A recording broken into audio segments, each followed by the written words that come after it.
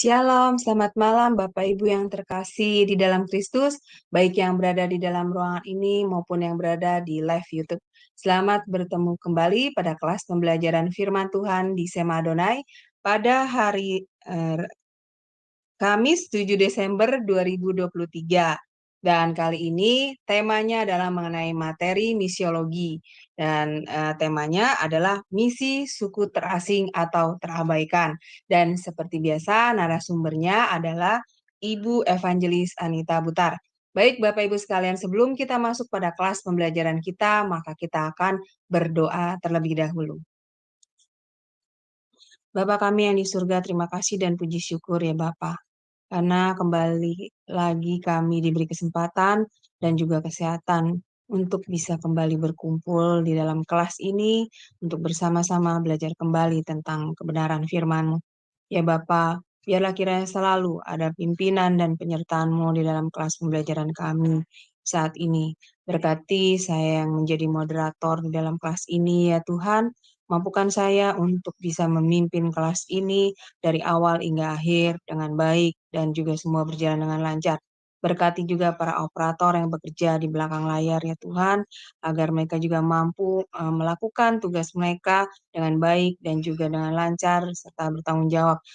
Berkati juga internet kami ya Tuhan, sehingga internet kami tidak mengalami kendala yang membuat kami tidak dapat mengikuti pelajaran dengan baik. Dan berkati juga Ibu Anita Butar yang menjadi narasumber kami malam ini. Urapi setiap perkataan dari Ibu Anita Butar ya Tuhan, dan berikanlah hikmat daripadanya, sehingga Ibu Anita bisa menyampaikan kebenaran firman-Mu pada kami semua sesuai dengan kehendak hati-Mu ya Tuhan. Dan bukakanlah hati dan pikiran kami, berikanlah kami juga hikmat daripada-Mu Tuhan, sehingga kami mampu memahami, kami mampu mengerti apa yang disampaikan oleh Ibu Anita Butar tentang kebenaran firman-Mu. Dan mampukanlah firman itu menjadi rema di dalam hati dan pikiran kami Tuhan, dan mampukan kami untuk bisa menjadi pelaku firman-Mu, mengabarkan dan mengajarkannya kepada sesama kami. Terima kasih Tuhan, kami patahkan segala kuasa kegelapan yang akan mengganggu pembelajaran kelas kami dalam nama Yesus. Kami serahkan waktu kami selanjutnya dari awal hingga akhir di dalam tangan-Mu. Doa ini kami panjatkan dengan perantara Tuhan Yesus Kristus, Juru Selamat kami yang hidup. Haleluya. Amin. Baik Bapak Ibu sekalian, sebelum kita masuk pada kelas pembelajaran kita akan melihat terlebih dahulu profil dari narasumber kita, yaitu Ibu Anita Butar. 4, 3, 2, 1, go. Salam semua, selamat datang kembali di Sema Adonai. Dan pada kesempatan kali ini kita akan berkenalan dengan pengajar kita, yakni Ibu Anita Butar. Dan berikut adalah profil singkat dari beliau. Beliau lahir dengan nama lengkap Anita Mariana P. Butar-Butar, lahir di Kota Jakarta pada tanggal 4 September tahun 1982. Pendidikan Teologi S1 Sekolah Tinggi Alkitab Penyebaran Injil Majalengka. S2 Harvest International Theology Seminary Tangerang. Pelayanan.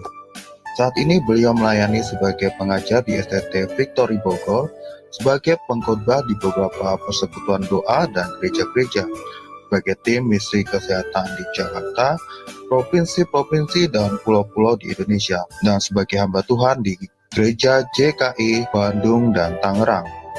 Ibu Anita Mariana PBMTH adalah seorang hamba Tuhan yang melayani di bidang misi selama lebih dari 15 tahun. Di usianya yang masih muda, ia sudah berkeliling ke 30 provinsi di Indonesia dan beberapa daerah luar negeri. Anita Butar, demikian nama panggilan yang memiliki visi untuk melayani misi penginjilan sampai ke ujung-ujung bumi dan bangsa-bangsa. Dengan karunia yang diberikan Tuhan, ia bergerak dalam bidang apostolik, profetik, dan bergerak di bidang pelatihan dan pengajaran spiritual.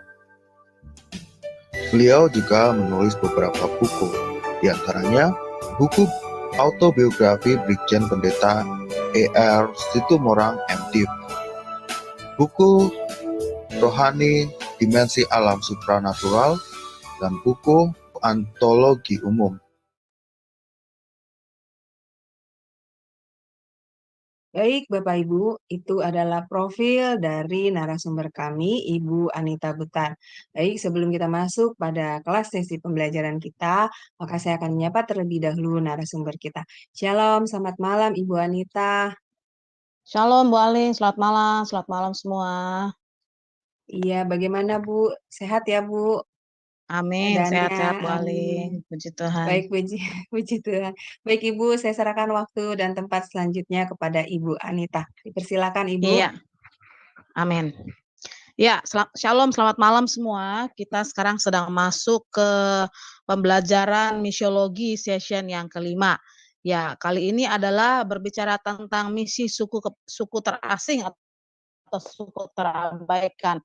Ada beberapa poin yang saya mau bagi ya. Sebenarnya hari ini saya mau putar film, tapi ternyata filmnya banyak yang sudah tidak bisa diekspos gitu ya, karena memang terhubung dengan YouTube. Nah, nanti setelah PPT ini bagi Bapak Ibu yang mau tahu tentang pendalaman misi nanti bisa konfirmasi ke admin Shema, nanti mungkin akan dikirim by email begitu ya untuk beberapa film yang memang bisa menjadi gambaran untuk misi suku terasing dan suku terabaikan. Oke, kita masuk ke poin yang pertama, slide 1 Pak. Iya, slide 1. Nah, ada beberapa istilah ya pelayanan misi terhadap suku bangsa. Ada yang disebut suku terasing, ada yang disebut suku terabaikan, ada suku terhilang, ada suku tersisihkan atau termarginal. Ya, ada beberapa suku-suku yang memang harus menjadi pelayanan dan doa kita. Yang pertama adalah suku terabaikan. Suku terabaikan itu adalah suku yang berada di sekitar kita dalam satu bangsa, namun terabaikan oleh Injil atau gereja, bahkan terabaikan juga oleh pemerintahan ya. Nah, kemudian suku terasing, suku yang jauh dari keramaian atau kota, berada di daerah pelosok-pelosok, daerah terisolasi, ya kan, ujung-ujung bumi itu juga disebut ya, di mana Injil itu belum diberitakan, jadi masih primitif lah istilahnya begitu ya, disebut dengan suku terasing. Lalu ada juga disebut dengan suku terhilang, suku ini adalah orang-orang dari berbagai suku yang tercatat sebagai Kristen, namun lebih mementingkan adat istiadat atau tradisi kesukuan dan mengabaikan firman. Ini banyak ya di Indonesia banyak karena kita adalah negara yang memiliki suku-suku yang sangat banyak ya Bapak Ibu ya. Jadi bisa dikatakan Kristen tapi Kristen masih menggunakan tradisi kesukuan dan tidak mengarah kepada firman sepenuhnya tetapi masih kepada aturan-aturan yang baku yang dibuat oleh manusia dalam sebuah tradisi atau adat istiadat. Yang keempat adalah suku tersisihkan atau termarginal, yaitu orang-orang dari berbagai suku yang tersisihkan seperti orang jalanan, pengemis, orang-orang yang teraniaya dan sebagainya. Jadi ada beberapa hal yang memang ini lahan misi nih Bapak Ibu ya, dan semua ini ada di Indonesia. Saya belum membahas yang di luar, tapi masih lingkup di Indonesia ya. Oke, next slide. Suku terabaikan. Nah, penelitian Alkitab dan penelitian misi menjelaskan bahwa setiap orang adalah anggota dari suku-suku bangsa yang berbeda-beda. Dalam Wahyu 5 ayat 9 menuliskan tujuan dari kematian Tuhan Yesus dinyatakan dengan jelas. Dikatakan di sini, engkau telah disembelih dan dengan darahmu engkau telah membeli mereka bagi Allah dari tiap-tiap suku dan bahasa dan kaum dan bangsa. Jadi kita percaya bahwa melalui kematian Yesus ya, Ia yang telah menebus kita dan kita dapat membawa etnik atau etnos atau suku itu menjadi milik Tuhan. Surga terwakili pada setiap suku dan memenuhi amanat agungnya. Jadi pelayanan kepada suku terasing, suku terabaikan ya, ini pelayanan-pelayanan yang sebenarnya diinginkan oleh Tuhan. Kenapa? Karena memang Tuhan itu akan datang segera ketika pemberitaan Injil itu sudah disampaikan kepada suku-suku bangsa sampai ke ujung-ujung bumi Bapak Ibu, ya. Makanya kenapa dalam Kisah Rasul 1 ayat 8 dikatakan Tuhan akan memberikan kuasa kepada kita. Kuasa ini bicara soal dunamos yang sangat besar, kuasa yang sangat besar. Dan dikatakan kita akan menjadi saksi di Yerusalem, Judea, Samaria, dan sampai ke ujung bumi. Jadi ceritanya kalau sudah sampai ke ujung bumi berarti sudah sampai kepada suku-suku yang terabaikan di ujung-ujung bumi yang tidak terpikirkan oleh pemerintah, yang tidak tertangani oleh pemerintah, yang tidak tertangani oleh gereja, yang tidak tertangani oleh pemerintah, semua itu bisa mendengar Injil. Nah, makanya kenapa setiap suku, bahasa, dan kaum dan bangsa, semua itu milik Yesus karena sudah ditebus oleh darah Yesus.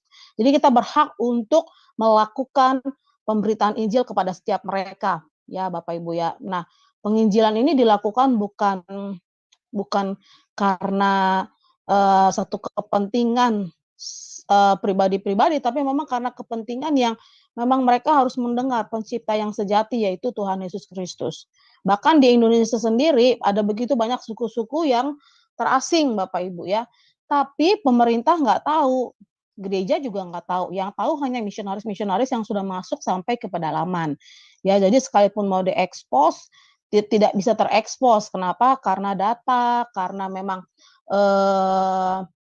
bukti-bukti ya, karena memang segala macamnya yang terkait dengan suku yang terasing ini tidak bisa menjadi bukti nyata kepada pihak pemerintah bahwa memang ada orang-orang terasing, suku-suku yang memang masih harus ditolong seperti itu ya. Terutama Indonesia bagian timur juga ada banyak sekali suku-suku yang terasing yang memang masih sangat terasing ya, memang benar-benar membutuhkan pengenalan akan Tuhan sendiri. Jangankan di daerah suku bagian timur, ternyata di barat pun juga ada Bapak Ibu ya. Nah, kenapa di dalam firman Tuhan dikatakan Kristus itu akan datang ya sampai pemulihan segala sesuatu, Kisah Rasul 1 ayat 21. Kenapa dikatakan bahwa Yesus itu harus ada di surga sampai pemulihan segala sesuatu? Karena ketika pemulihan segala sesuatu itu, yaitu ketika suku bangsa sudah mengenal Kristus, maka ya Kristus akan datang dan memulihkan setiap umat, setiap suku, bangsa, bahasa, dan kaum dan bangsa. Semua itu akan dipulihkan. Ya, maka kita juga memiliki satu pelayanan yang disebut dengan pelayanan kepada misi suku terabaikan. Ya, oke, next slide. Kita lihat lagi. Oke, suku terasing di Indonesia ya adalah suku yang berada di daerah yang masih terisolasi dari dunia luar. Dalam konsep pemahaman secara harafiah, suku terasing merupakan komunitas suku yang tinggal di pedalaman yang memiliki segala keterbatasan. Nah, Indonesia merupakan negara yang sangat kaya akan keragaman suku bangsanya. Namun banyak suku pedalaman di Indonesia yang terisolasi dari dunia luar. Ini nyata loh Bapak Ibu ya. Ini keadaan di Indonesia yang sangat nyata. Mungkin orang lain bilang kayaknya nggak mungkin soalnya sudah zaman itu sudah semakin modern dan sebagainya. Tapi ternyata kalau kita bisa berani masuk sampai ke dalam-dalam di bagian Indonesia itu masih banyak suku yang terasing. Ya, terutama di era Papua itu luar biasa sangat banyak. Ya Bapak Ibu ya, maka sebenarnya pelayanan misi ini harusnya adalah pelayanan buat seluruh gereja, bukan hanya orang-orang yang punya hati misioner gitu ya, hati yang punya hati misi, tapi sebenarnya harus diadopsi dan dibangun oleh seutuhnya oleh gereja yang sejati. Ya, oke, next slide. Nah, saya akan membahas beberapa suku-suku terasing yang pemerintah bukan adopsi, yang pemerintah nyatakan begitu Bapak Ibu ya, sebagai suku-suku yang terasing di Indonesia, ya. Nah, kita lihat dulu di sini ada suku Kombay dan suku Korowai Papua. Saya bacakan di sini, mungkin banyak masyarakat yang belum pernah mendengar suku ini, karena mereka baru ditemukan pada 30 tahun yang lalu. Suku ini merupakan suku etnis yang tinggal di pedalaman hutan Papua dan membangun rumah-rumah mereka di atas pohon. Kedua suku ini memiliki ritual budaya yang hampir sama, salah satunya adalah masih menggunakan koteka sebagai pakaian. Meskipun pada awal ditemukannya telah dikenalkan dengan pakaian. Selain sebagai suku pedalaman terasing di Indonesia, kedua suku ini juga merupakan suku kanibal. Mereka akan memakan sesamanya sebagai bentuk hukuman atau digunakan sebagai sistem peradilan yang dianut oleh mereka. Sebenarnya bukan suku Kombai dan Korowai saja Bapak Ibu ya. Nah, saya ada film itu suku Moi. Suku Moi itu adalah suku pertama di daerah Wamena yang kemudian dilayani oleh tim misionaris dari NTM, New Tribe for the Mission, ya.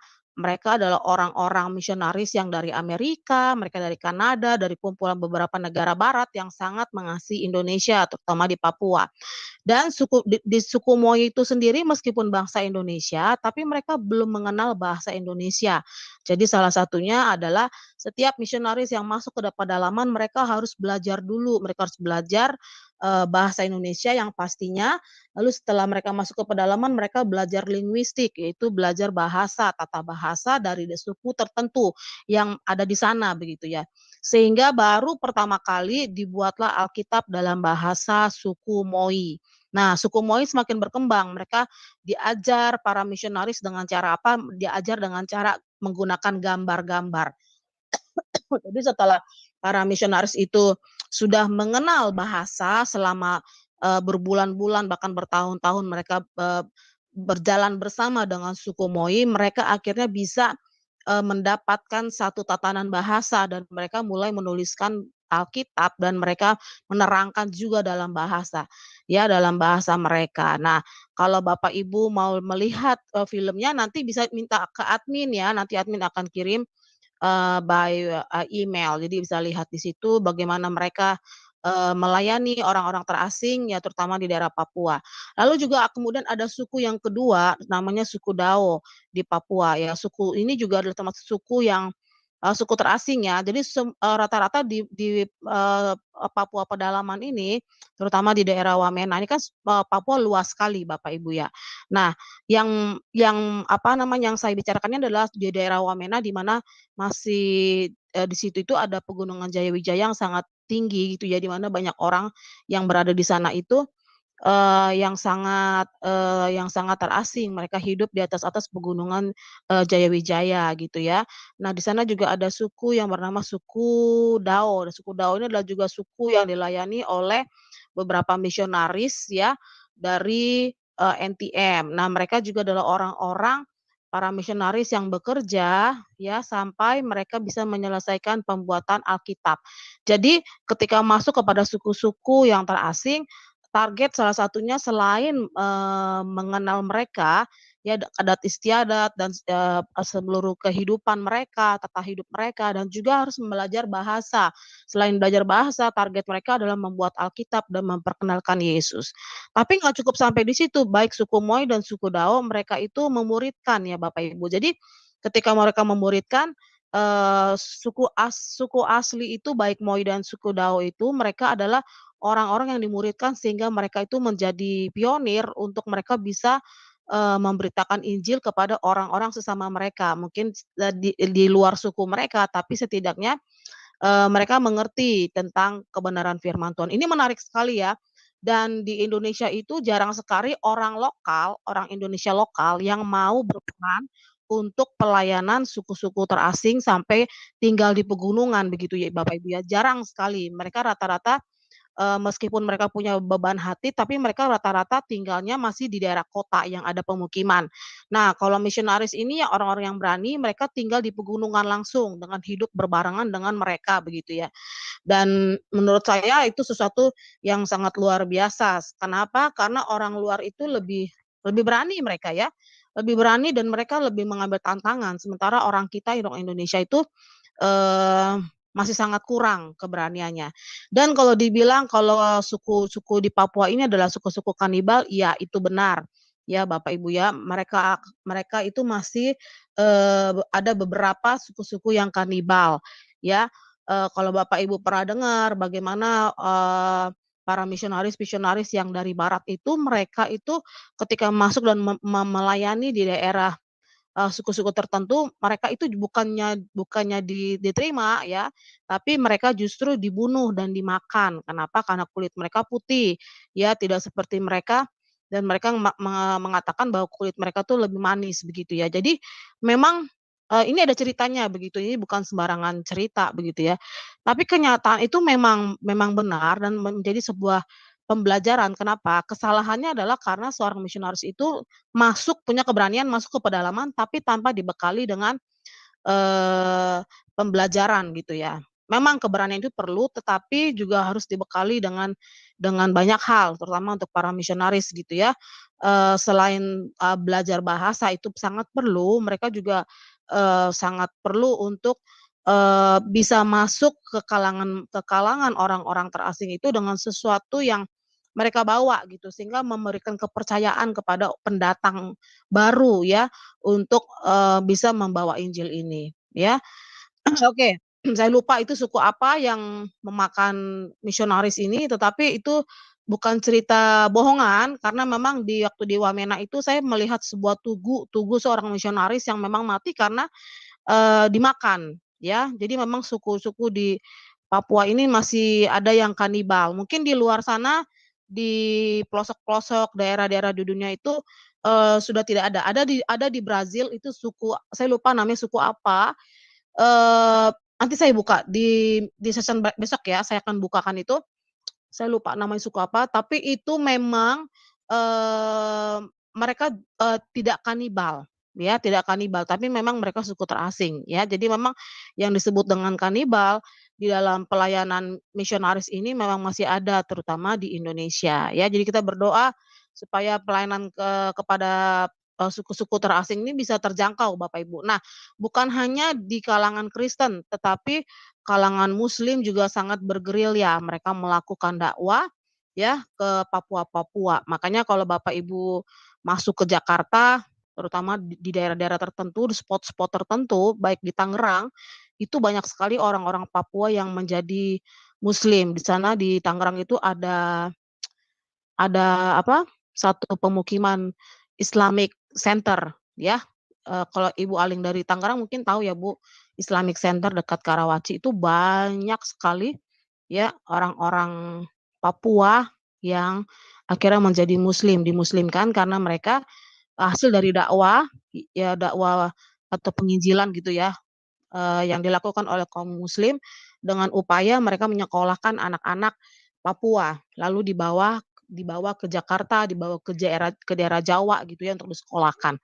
Dan ini bukan terjadi hanya di Papua, tapi terjadi di seluruh provinsi-provinsi di Indonesia dan mereka saya katakan lebih kuat, kenapa? Karena pemerintah ikut mendukung, tetapi di kekristenan, pemerintah itu tidak ikut mendukung. Kenapa? Karena kekristenan itu didukung oleh gereja, tapi pada dasarnya gereja tidak semua mau untuk melakukan support atau mau untuk mengadopsi suku-suku, ya. Dan tidak banyak gereja juga, eee, yang mau untuk memiliki hati pelayanan kepada suku-suku terasing. Jadi memang, ini sangat, pelayanan ini sangat, jarang ya, hanya beberapa orang dan beberapa gereja-gereja yang mau terlibat di dalamnya. Tapi ini sangat perlu sekali bagaimana Tuhan itu mau datang, kalau suku-suku bangsa atau sampai, orang-orang yang di pelosok bahkan di bangsa sendiri belum mengenal Kristus. Ya ini sangat-sangat miris sebenarnya. Kenapa? Karena di era yang sangat modern ini Bapak Ibu ya masih ada orang-orang yang kanibal, masih ada orang-orang yang, eee, di pedalaman, di pelosok sampai yang pakai koteka nggak mau pakai baju sekalipun sudah dikunjungi begitu ya. Ini sangat miris sebenarnya. Kenapa? Karena kebiasaan-kebiasaan yang seharusnya bisa diubah, tetapi karena adat istiadat itu loh.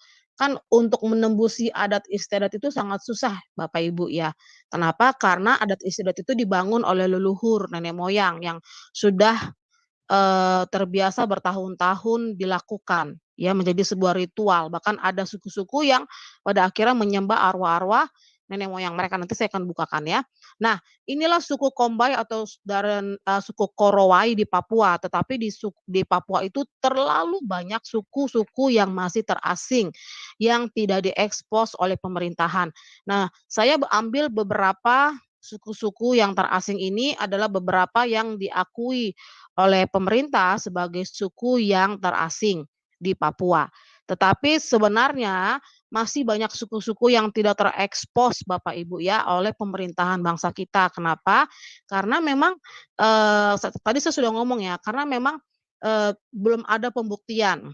Ya, belum ada pembuktian dan kemudian harus dilakukan survei, penelusuran. Tapi kan pada kenyataannya pemerintah pun masih belum sampai ke tahap situ.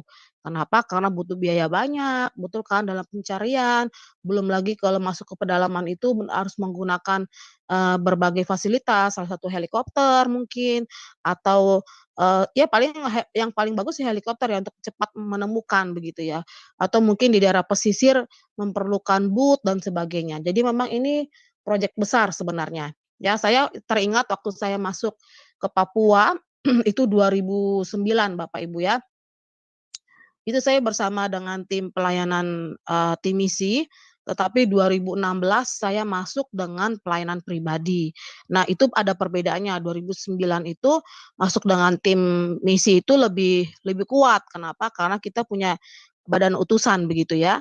Tapi kalau berdiri sendiri itu rasanya memang berat ya, terutama tidak ada covering, makanya harus ada covering-nya ya gitu ya, yang akan membawa kita kepada apa, ya merasa kita aman, tercover begitu ya. Tapi pada waktu itu memang ada beberapa teman-teman yang akan meng-covering kita melalui doa.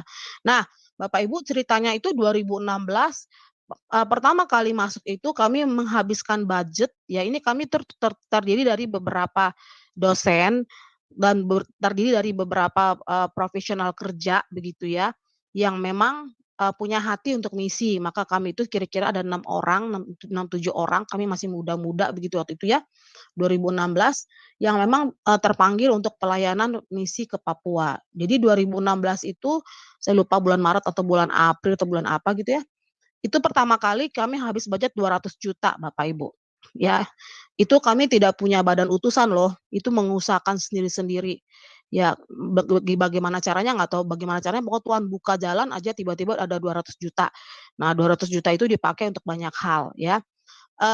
Kemudian 3 bulan kemudian, 4 bulan kemudian saya masuk lagi ke daerah pedalaman itu kami habis 100 juta. Jadi total-total 2016 itu 300 juta lebih. Ya, pelayanan ke Papua itu, pelayanan misi itu mahal, sangat mahal Bapak Ibu. Saya pernah pelayanan pribadi ke daerah transmigrasi, pemukiman baru di daerah Wamena, ya, itu saya menghabiskan budget 12 juta, seorang diri loh Bapak Ibu, bersama dengan, eee eee, dosen saya di STT, eee di STT Harvest di Tangerang itu kami hanya berdua, ya perempuan-perempuan. Jadi memang, pribadi itu pasti akan lebih menghabiskan banyak budget, ya itu luar biasa. Tapi ya, karena hati kita lebih lebih sangat ingin begitu ya untuk bisa melakukan hal itu, ya tentu saja pada akhirnya itu bisa terwujud karena juga Tuhan, eee mendorong kami gitu ya dan Tuhan itu melengkapi segala sesuatunya. Jadi dalam pelayanan ini saya mau katakan ini pelayanan yang sifatnya mahal dan penuh dengan pengorbanan, tapi hasilnya itu luar biasa karena banyak jiwa yang dimenangkan untuk Tuhan.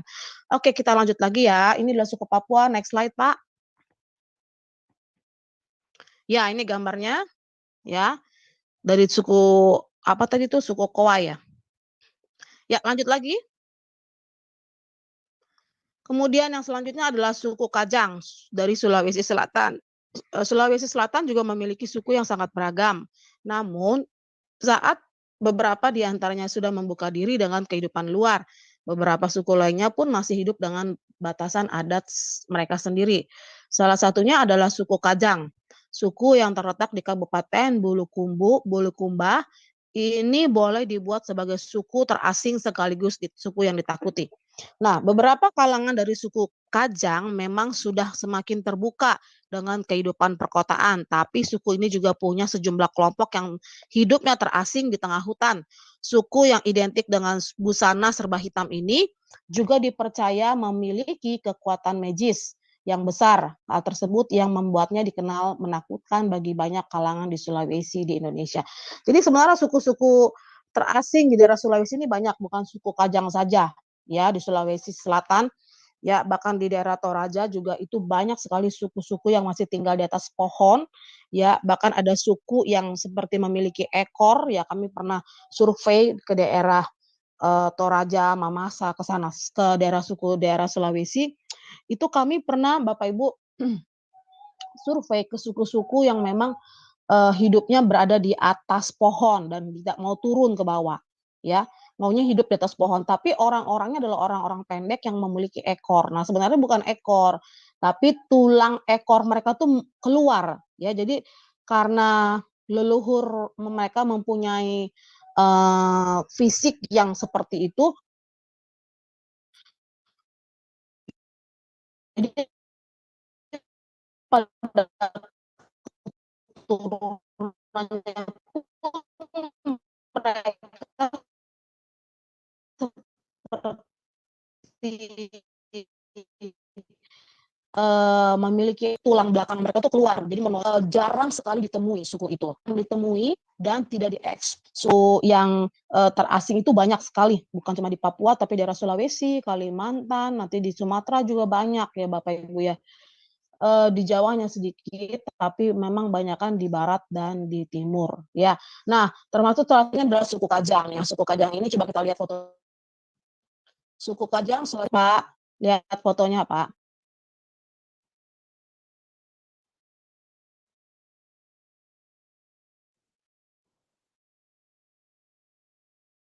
Suku Iya. Sulawesi Selatan sebenarnya kalau dibilang terasing, asing ya, karena mereka masih punya sudah bagus, tapi yang membuat mereka terasing adalah kehidupan mereka yang masih menyendiri. Jadi mereka tidak mau bergabung dengan orang-orang kota. Jadi mereka punya perkumpulan sendiri dan mereka punya kebiasaan menggunakan pakaian hitam yang dikatakan mereka memiliki satu kekuatan magis ya. Ya, next slide. Next slide, Pak. Iya. Suku yang ketiga adalah suku Baduy. Kita tahu ya, suku Baduy di Kabupaten Lebak, Banten. Nah, suku Baduy atau suku Kenekes adalah masyarakat asli di daerah Banten. Ini saya sendiri belum ke sana nih Bapak Ibu ya, tapi saya sudah melihat beberapa asli orang Baduy. Nah, beberapa teman juga memang sudah ke sana yang katanya Baduy itu sangat, asri banget katanya ya, natural, luar biasa. Nah, dikatakan di situ bahwa meskipun tinggal di daerah yang cukup sentral di Indonesia, suku ini menjalani kehidupan dengan mengasingkan diri dan tidak menerima modernisasi atau pembangunan yang berasal dari luar. Iya ini benar loh Bapak Ibu. Saya mendengar teman-teman saya yang memang sudah pelayanan ke sana, sampai untuk masuk ke daerah pedalaman mereka itu, ke rumah mereka, mereka tuh tidak boleh menggunakan sendal, sendal jepit aja Bapak Ibu, mereka nggak boleh gunakan. Nanti kalau mereka mau mandi ke sungai, mereka tidak boleh menggunakan sabun, ya, sabun, pasta gigi, semua yang berasal dari modernisasi itu nggak boleh dipakai. Jadi mereka mandi, ya mandi aja dengan air seadanya begitu ya. Jadi ini luar biasa, mereka tuh sangat menganut hal-hal yang sifatnya alami gitu ya. Jadi semuanya itu benar-benar alami dan daerahnya pun sangat sangat sangat yang aku dengar sih mereka bagus sekali ya, kehidupan mereka sangat bagus, eee, semua tertata dengan rapi ya, tapi memang, mereka butuh Tuhan ya, kalau cuma untuk, view-nya, untuk daerahnya bagus, tapi kalau mereka nggak butuh Tuhan ya percuma juga ya. Nah, kita bisa lihat di sini masyarakat Baduy lebih memilih hidup mandiri di sekitar pegunungan dengan bermata pencarian yang bersumber dari alam. Meski terisolir, masyarakat Baduy hidup dengan penuh kerukunan dan tolong-menolong. Ya, nah ada suku Baduy ini ada 2 sebenarnya, ada suku Baduy dalam, ada suku Baduy yang sudah modern. Nah, orang-orang yang suku Baduy dalam ini adalah orang-orang yang memang tidak menggunakan semua, hal-hal yang dari modernisasi itu ya, kayak sabun, atau hal-hal yang dari luar, itu tidak dibawa masuk ke dalam, tapi mereka Mmm, lebih sifatnya kepada hal-hal yang memang mereka temukan di alam. Tapi ada juga suku Baduy yang memang sudah modern, ya mereka sudah, berpakaian, dengan layak begitu ya, mereka juga sudah menggunakan sepatu, mereka sudah bisa, melakukan banyak aktivitas ya, maksudnya dengan aktivitas yang bersamaan dengan, Indonesia di maksudnya dengan masyarakat di perkotaan begitu ya. Nah, kalau Bapak Ibu lihat di Jakarta ada orang-orang yang jual madu, ya biasanya itu dari suku Baduy. Mereka itu tidak beralaskan kaki gitu ya, nggak pakai sendal karena mereka punya hukum bahwa mereka itu harus menyatu dengan bumi. Jadi makanya sekalipun mereka menjual madu, ini kita bisa tahu mereka itu berasal dari suku Baduy dalam ya. Sekalipun mereka menjual madu ke kota, mereka tetap mengikuti aturan dan adat istiadat yaitu dengan, perjanjian yang mereka buat, bahwa mereka itu tidak boleh mengenakan sepatu, salah satunya seperti itu ya Bapak Ibu ya. Nah itu yang membuat kita mengerti, oh ternyata mereka itu punya adat istiadat yang sangat kuat. Nah untuk menembusi adat istiadat itu, untuk bisa firman itu masuk, itu benar-benar butuh waktu, butuh, eee, stay sama mereka untuk membuka wawasan mereka. Tapi memang tidak gampang karena suku Baduy ini adalah orang-orang yang memang memiliki magis juga ya. Mereka punya kekuatan, magic yang sangat kuat sehingga untuk melawan itu pun, benar-benar pelayanan misi ini harus benar-benar pelayanan yang memang, kuat ya, pribadinya yang sangat kuat dan, firman itu yang harus kuat sehingga mereka tidak bisa, cepat, menyerah begitu ya. Dan orang-orang yang masuk ke dalam suku Baduy ini, pelayanan suku Baduy ini memang, eee, banyak yang mental Bapak Ibu ya. Tapi saya percaya ketika sekalipun belum menyentuh suku Baduy dalamnya, tapi suku Baduy luarnya ini, yang modern ini mereka banyak juga yang sudah akhirnya mengenal Kristus. Kenapa? Karena mereka sudah dibukakan, ya. Nah, kita lihat gambarnya suku Baduy, next slide, Pak. Nah, ini suku Baduy, ya, eee, kita bisa lihat di sini, segala sesuatunya semua natural, ya. Oke, lanjut lagi ya. Suku Samin Jawa Tengah, ternyata di Jawa Tengah atau di sekitar Jawa juga ada suku terasing Bapak Ibu ya. Nah disebut dengan suku Samin, adalah suku pedalaman di Indonesia yang terasing dan terancam kepunahannya. Suku Samin tersebar di daerah Blora, Pati, dan sebagian wilayah Bojonegoro. Suku Samin atau yang juga disebut Wong Sikep ini memiliki tinggal di tengah hutan di kawasan pegunungan Kendeng dan menjauhkan diri dari keramaian masyarakat. Jadi sama seperti suku Baduy ya, mereka lebih memilih untuk mereka ada di alam. Mereka lebih memilih hidup mandiri bersahabat dengan alam tanpa mengeksploitasi secara berlebihan dan menolak penuh aturan pemerintah. Ya, penolakan terhadap pemerintah pada suku ini bermula dari sikap pendahulunya, namanya Samin Surosinteko. Ya, jadi disebut dengan suku Samin yang menentang keras sikap kapitalisme dan materialisme pemerintahan Belanda. Jadi suku ini hampir punah katanya, tapi sebenarnya suku Samin ini kan sudah banyak yang akhirnya, dari hasil pernikahan ya, mereka hidup. Jadi ada yang suku Samin yang sangat totok Bapak Ibu, tapi ada juga yang sudah modern ya. Jadi kalau dikatakan punah ya suku Samin yang aslinya yang hampir punah. Tapi suku Samin yang sudah modernnya mereka sudah kawin campur. Jadi sudah hampir-hampir, suku Samin ini sudah dikatakan punah karena memang sebagian sudah kawin campur dengan suku-suku lainnya. Coba kita lihat bagaimana suku Saminnya gambarnya, Pak. Ya, ini suku Samin.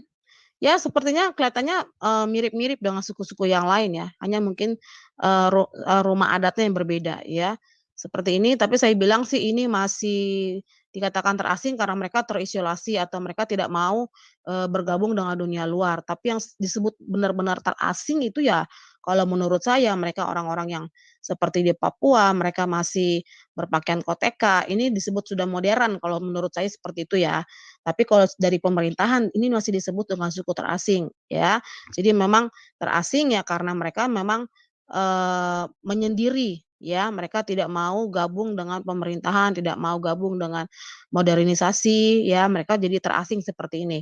Tapi kalau di Papua selain mereka pakai koteka, ada juga suku-suku yang memakai kulit kayu ya, bukan pakai koteka lagi tapi kulit kayu. Jadi memang, eee, namanya suku Elseng. Jadi memang di Papua itu, selain, suku-suku yang menggunakan koteka, ada juga beberapa suku yang memang menggunakan kulit kayu. Jadi benar-benar pemerintah mungkin nggak ekspos, tapi orang-orang atau para misionaris yang bekerja di dalamnya mereka akhirnya memantau dan kemudian mereka masuk dan penginjilan di suku-suku itu. Ya, jadi ini hanya sepintas saja saya bagikan karena menurut pemerintahan ini adalah suku-suku yang memang terasing ya, yang ada di Indonesia. Oke, next slide. Suku Sakai Riau ya. Suku Sakai adalah suku yang hidup di pedalaman hutan Riau dan merupakan masyarakat keturunan Minangkabau. Suku ini menjadi salah satu suku pedalaman yang terasing di Indonesia karena kebiasaan mereka yang hidup berpindah-pindah menyusuri hutan dan tidak ada yang tahu berapa jumlah pasti masyarakat suku Sakai. Suku Sakai memiliki hutan yang asri sebagai tempat tinggal mereka dan bertahan hidup dengan bertani dan berladang.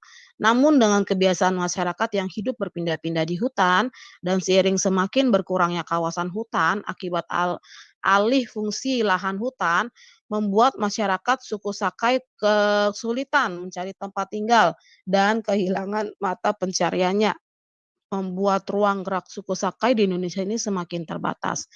Ya, kita lihat dulu gambarnya Pak, langsung saja. Ya, ini suku Sakai di Riau.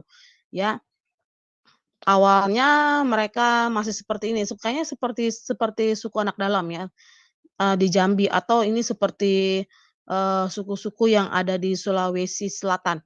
Oh ya, saya mau cerita Bapak Ibu, saya sudah sampai ke daerah suku Morotai. Bapak Ibu kalau tahu suku Morotai, kalau di peta Indonesia itu ada daerah Sulawesi, ada daerah Kalimantan.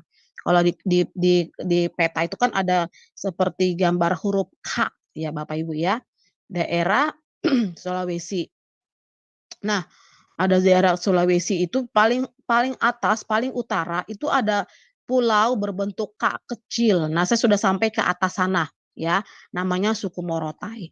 Nah, di suku Morotai ini saya menemukan ada banyak sekali masyarakat di sana eee, yang masih keturunan orang-orang Spanyol, ya orang-orang Portugis bekas jajahan Indonesia. Kenapa saya tahu? Karena waktu bertemu dengan suku asli mereka, anak cucu mereka, anak cicit keturunan-keturunan yang jauh yang pernah dijajah itu, mereka itu punya perawakan itu seperti orang-orang Portugis, orang-orang Spanyol dengan bola mata berwarna biru dan berwarna hijau. Kan jarang ya di Indonesia, Indonesia tuh paling coklat dan hitam begitu ya, bola matanya. Jadi waktu melihat mereka itu saya terkagum-kagum karena mereka sangat cantik-cantik, sangat tampan-tampan begitu anak cucu mereka ya. Kenapa mereka tidak diekspos gitu ya, eee, karena mereka bisa dikatakan mereka sudah beradab. Tapi selain selain, suku yang di Morotai ini ada satu suku, saya lupa namanya suku apa, tapi suku ini bisa menghilang di antara keramaian suku yang ada di Morotai. Satu kali kami pengen tahu suku apakah itu ya, suku apa, suku yang memang, menjadi isu di daerah Morotai di mana mereka tuh bisa menghilang dan datang seperti mereka bisa menembusi dimensi waktu ya. Mereka bisa masuk dan keluar di dimensi waktu ini Bapak Ibu ya. Eee eee, tapi kekurangan mereka adalah ketika mereka itu sangat suka dengan garam, ya. Jadi kalau ada seseorang di hutan dan dia menaruh garam, nggak lama garam itu akan hilang. Kenapa? Karena ada satu suku yang sangat magis gitu ya, punya kekuatan, mereka bisa menembus waktu dan bisa menghilang dengan waktu gitu, dengan tiba-tiba. Kenapa? Karena mereka tuh masuk dalam magis, tapi mereka sangat suka dengan garam dan gula. Nah, waktu itu kami coba masuk ke daerah hutan di daerah Morotai ini dan menaruhkan garam dan, gula tanpa ada orang atau tanpa ada masyarakat di sekitar hutan itu, ya. Dan dengan hitungan waktu yang cepat sekali, garam dan gula itu bisa hilang Bapak Ibu. Ini satu satu apa, satu satu satu, tantangan gitu ya bagi gereja Tuhan, sampai sejauh mana kita mengenal suku-suku di bangsa Indonesia ini. Ternyata masih ada suku-suku yang seperti itu. Nah, saya teringat dengan, suku itu ketika saya melihat suku Sakai ya, mungkin akan mirip-mirip gitu ya beberapa suku-suku yang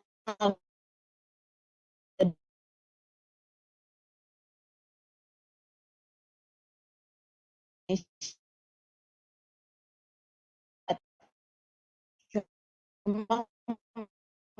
namanya berbeda, terus daerah provinsinya berbeda.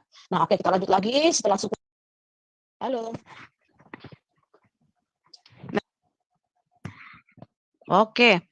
Lalu suku Polahi Gorontalo. Suku Polahi merupakan kelompok masyarakat nomaden atau berpindah-pindah dari hutan yang satu ke hutan lainnya dan memilih menyusuri pedalaman hutan Boli Hato Gorontalo sebagai tempat tinggal.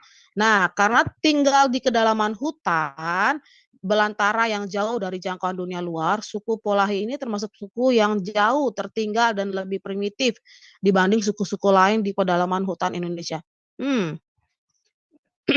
Saya rasanya kurang ini ya, kurang klik. Saya baru lihat ini. Saya baru ngeh ini ya. Di sini dikatakan, ini saya ambil Bapak Ibu dari pemerintah yang menyatakan bahwa ini adalah suku-suku yang mereka anggap sebagai suku terasing, ya. Dikatakan di sini karena tinggal di kedalaman hutan belantara yang jauh dari jangkauan dunia luar, suku Polahi ini termasuk suku yang jauh tertinggal dan lebih primitif dibanding suku-suku lain di pedalaman hutan Indonesia. Suku Polahi belum mengenal pakaian, sistem hari dan agama. Coba kita lihat dulu. Suku Polahi Gorontalo. Lihat gambarnya, Pak. Suku Polahi.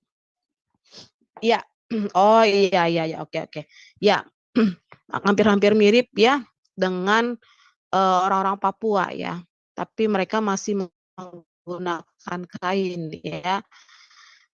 Kalau Papua itu luar biasa ya, yang di pedalaman itu mereka hanya pakai koteka padahal minus 5 derajat ya, tapi mereka kuat loh. Ini sudah lumayan ya. Oke. Suku Polahi di Gorontalo. Oke, next slide.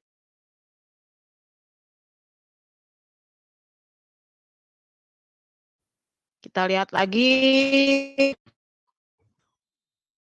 suku anak dalam atau suku Kubu di Jambi. Nah, di Sumatera, tepatnya di Provinsi Jambi, memang kini namun masyarakat Jambi juga masih memiliki segelintir kalangan yang hidup kesuku di tengah hutan.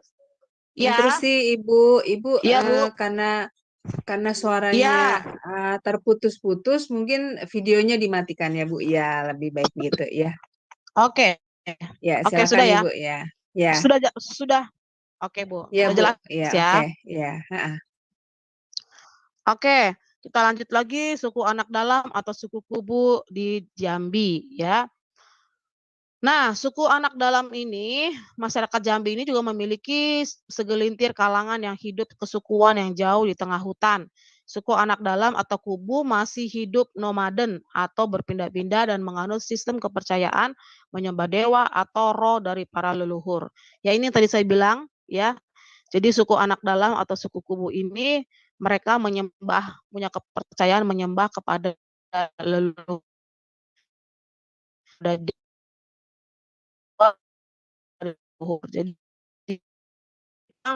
karena sudah banyak sekali ya. Suku anak dalam atau suku kubu ada yang sudah mengenal Tuhan, sudah ada yang dan dibawa ke Pak Ibu. Jadi masih dikatakan sebagai suku terasing karena mereka juga termasuk suku yang memang berada di luar jangkauan ya. Jadi mereka lebih suka berada di tengah hutan. Oke, pemerintah memang sudah ikut menanganinya ya. Pemerintah pendidikan juga sudah ikut menanganinya, tapi masih kurang ya. Dan ini tugas gereja Tuhan ya untuk masuk sampai kepada suku-suku pedalaman. Oke, kita lihat suku anak dalam, Bapak Ibu, gambarnya silakan. Ya, ini suku anak dalam. Kalau dilihat-lihat mirip-mirip ya Bapak Ibu ya, dengan gambar-gambar yang umumnya ya. Tapi pada kenyataannya ya beginilah kehidupan atau suku yang sama begitu ya, yang kurang lebih seperti ini yang ada di Indonesia ya. Oke, next slide.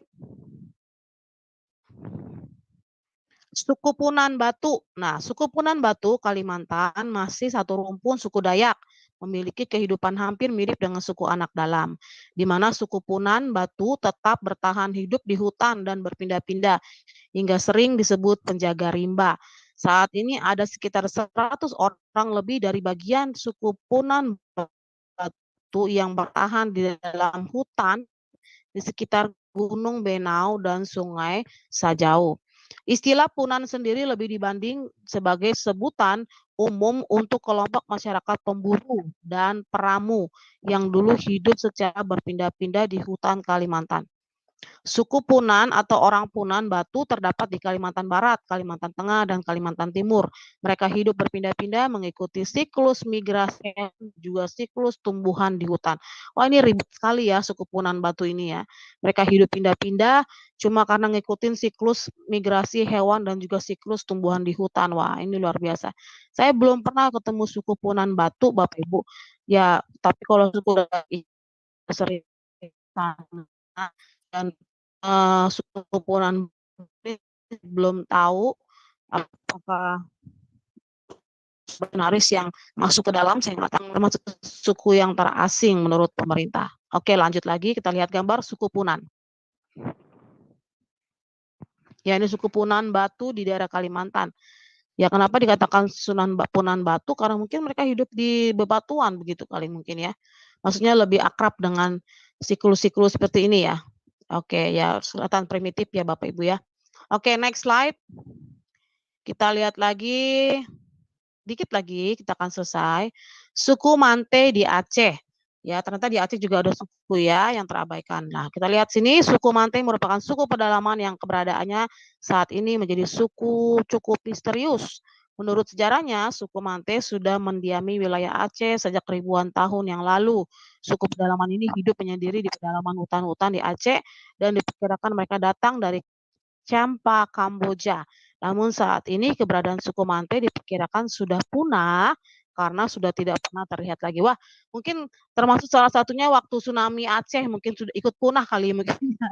Lalu dikatakan ciri fisik suku Mante yang menjadi keunikan mereka adalah ukuran tubuh mereka yang kecil atau biasa disebut sebagai orang kerdil. Ini sama seperti di daerah Mamasa, ya, daerah Sulawesi, ya, Toraja sana itu juga gitu, suku ini kecil-kecil, kerdil ya. Beberapa tahun belakangan nama suku Mante sempat menjadi viral dalam sebuah video yang beredar tampak rombongan motor trail menebas hutan dan tiba-tiba muncul sosok manusia kerdil. Oke, lanjut. Kita lihat ya. Ini unik nih. Gambarnya, Pak. Iya. Nah, ini suku Mante di Aceh. Ya, mereka kelihatan ya kecil-kecil begitu ya. Ya, cukup menyeramkan ya. Mungkin tsunami kemarin sudah ikut memusnahkan mereka, tapi mungkin ada beberapa mungkin yang masih ada ya. Karena ada beberapa gunung yang waktu tsunami itu orang-orang Kristen yang beribadah Natal di atas gunung itu mereka selamat ya. Mungkin ada beberapa juga orang suku Mante yang selamat ya dari tsunami waktu lalu. Ya, oke, lanjut lagi. Oke, yang terakhir suku laut Kepulauan Riau. Suku laut atau yang biasa disebut orang laut merupakan suku pedalaman yang tinggal di daerah Kepulauan Riau. Secara umum, suku laut adalah berbagai kelompok yang bermukim di pulau-pulau dan di sungai-sungai Lingga, Pulau Tujuh, dan pulau-pulau di lepas pantai. Pada zaman dahulu, konon suku pedalaman ini berperan penting dalam kerajaan Sriwijaya, Kesultanan Johor, dan Kesultanan Malaka. Mereka bertugas menjaga selat-selat, memandu para pedagang, dan mengusir para bajak laut. Bahasa yang mereka gunakan sebagian besar adalah bahasa Melayu. Saya sudah pernah ke sini, Bapak Ibu, saya sudah pelayanan di sini, ya, dan saya lihat sendiri bagaimana mereka tinggal di perahu, mereka tinggal di laut, ya, mereka nggak mau tinggal di apa namanya di darat. Pemerintah sudah memberikan mereka daratan, tempat, tapi mereka tidak mau dan masih mau tinggal di perahu-perahu ya, karena nenek moyang mereka tinggal di laut. Kita lihat gambarnya.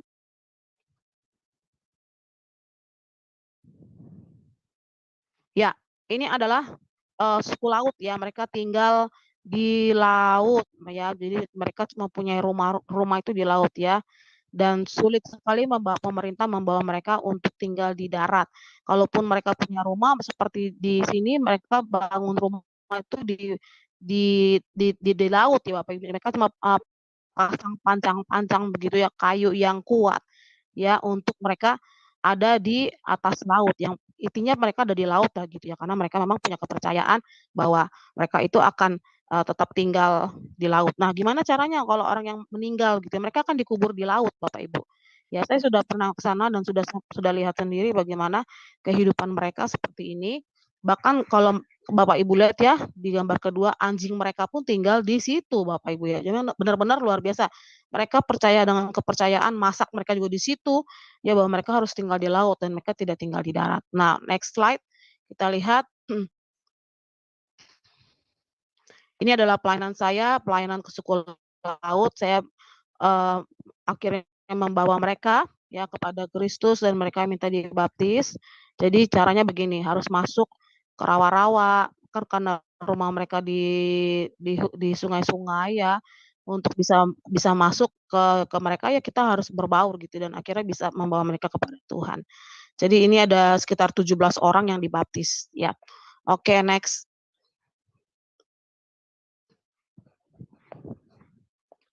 Program adopsi suku terabaikan ya. Nah, suku terabaikan adalah suatu suku bangsa yang tidak mempunyai komunitas Kristen asal asli setempat dengan jumlah yang memadai dan sarana-sarana yang cukup untuk menyelesaikan penginjilan komunitas mereka tanpa bantuan lagi dari luar. Nah, itu sebabnya ada yang disebut program adopsi suku terabaikan. Ya, nah, apa itu program adopsi suku terabaikan? Yaitu sebuah program kerjasama gereja dengan ladang misi yang dirancang untuk membangun pengenalan yang kuat dan keterlibatan di antara satu gereja dan satu lembaga misi yang sedang bekerja sama atau merencanakan untuk bekerja di satu suku bangsa. Jadi program adopsi suku terabaikan ini sudah dilakukan oleh gereja-gereja selama bertahun-tahun Bapak Ibu. Jadi ada program yang disebut dengan adopsi. Saya punya satu kesaksian sebuah gereja di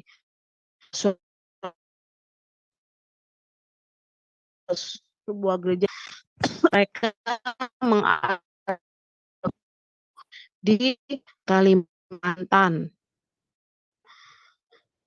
Bahkan bukan cuma itu, mereka ikut suhan para misionaris yang tinggal di sana, mereka support. Dan pada waktu itu ada satu pertemuan gereja-gereja di seluruh Indonesia kumpul untuk melakukan program adopsi suku terabaikan. Nah, kemudian dipampanglah di situ di Indonesia ada berbagai suku-suku yang masih belum terjangkau dan banyak sekali orang-orang yang akhirnya mengambil program ini Bapak Ibu. Mereka mengadopsi suku terabaikan dengan cara apa? Ada yang dengan cara mengadopsi suku dengan cara berdoa. Ada gereja yang mengadopsi suku terabaikan dengan cara mereka menurunkan para hamba-hamba Tuhan ke ladang misi. Ya, ada juga adopsi suku terabaikan dengan cara gereja itu menabur setiap bulannya, ya, kepada lembaga badan misinya supaya bisa disalurkan kepada hamba-hamba Tuhan, pelayan-pelayan misi.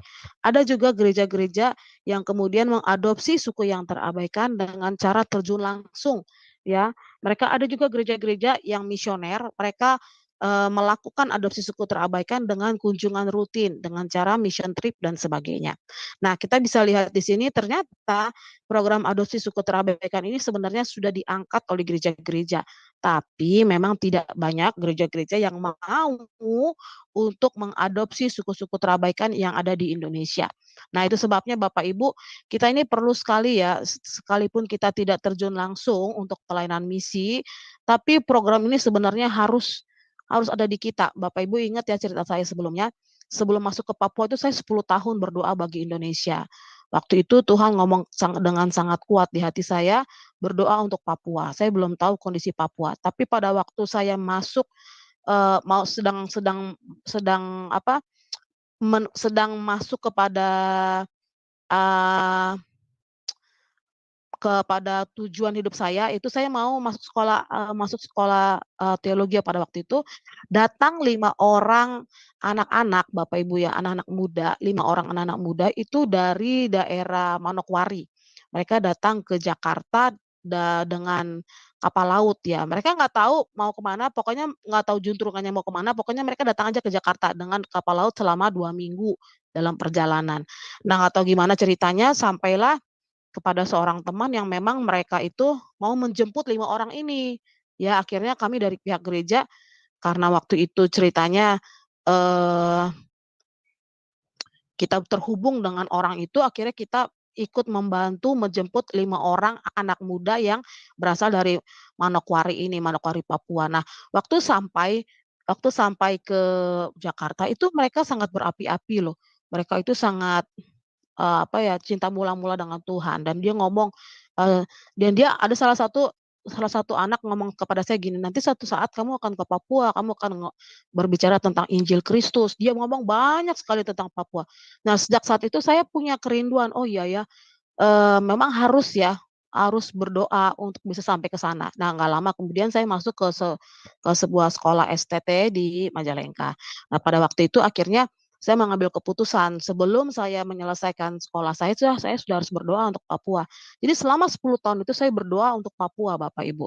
Nah, setelah 10 tahun saya selesai berdoa dengan Papua, tepat 10 tahun, di tahun berikutnya itu saya bisa masuk Papua di tahun 2009 itu dengan leluasa. Ini ajaib-ajaib Tuhan ya menurut saya. Kenapa? Karena hasil doa yang dibangun selama 10 tahun itu adalah program adopsi suku terabaikan. Ya, mungkin pada waktu itu saya belum mengerti tentang adopsi suku terabaikan, tapi di dalam doa saya sudah menabur, ya, saya sudah melakukan adopsi suku terabaikan. Jadi, goal-nya adalah bagaimana setiap kita bisa melakukan sebuah pelayanan ini bukan karena kita harus pergi ke sebuah tempat yang terisolasi dan sebagainya, Bapak Ibu.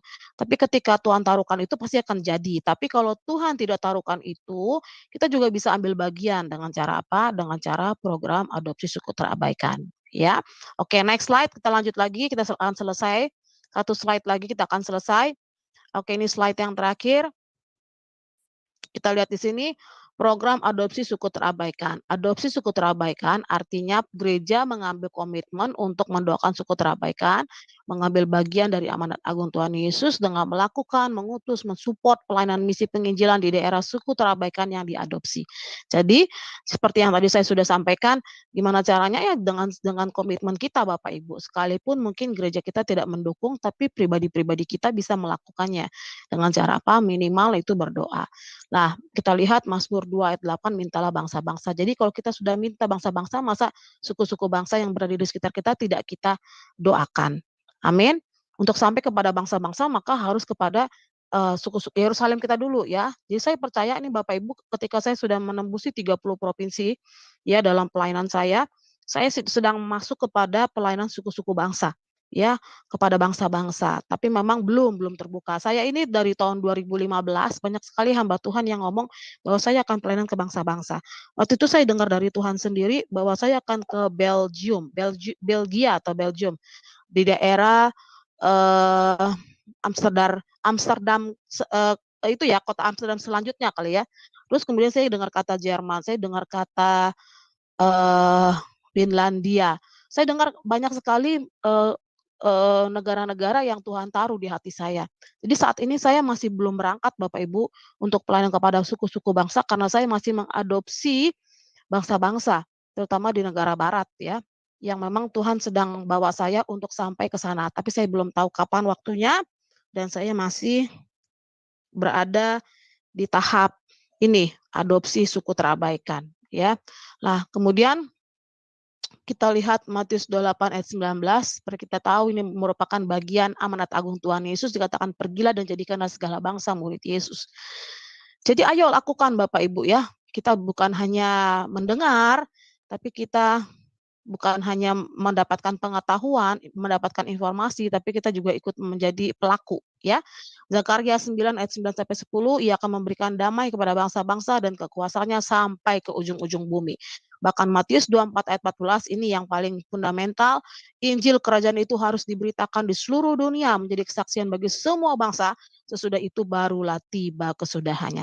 Barulah Tuhan datang, Bapak Ibu. Jadi kalau kita merindukan Tuhan datang, tapi seluruh dunia ini belum mendengar tentang Kristus, suku-suku bangsa atau suku-suku terasing belum mengenal Kristus, ya Tuhan tidak bisa datang, Bapak Ibu. Kenapa? Karena pemberitaan firman itu belum sampai ke setiap mereka.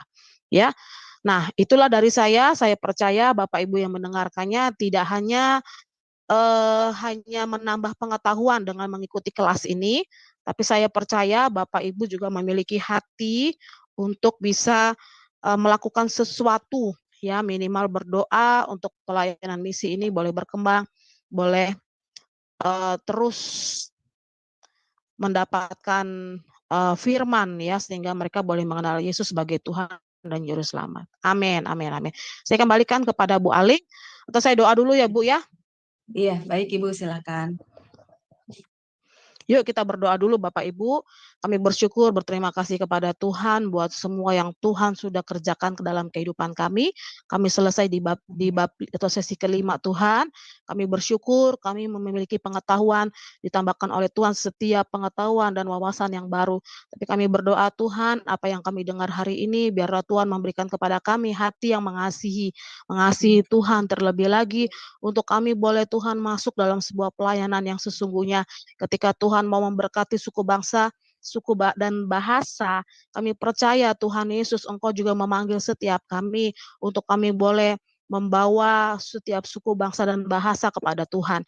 Kami berdoa di dalam nama Yesus, buka hati kami Tuhan untuk kami boleh lebih lagi Tuhan Yesus boleh menggunakan apa yang ada pada kami untuk kami boleh terjaring Tuhan, atau kami boleh terkoneksi Tuhan Yesus dengan orang-orang yang berada di ladang misi. Kami berdoa di dalam nama Yesus Kristus.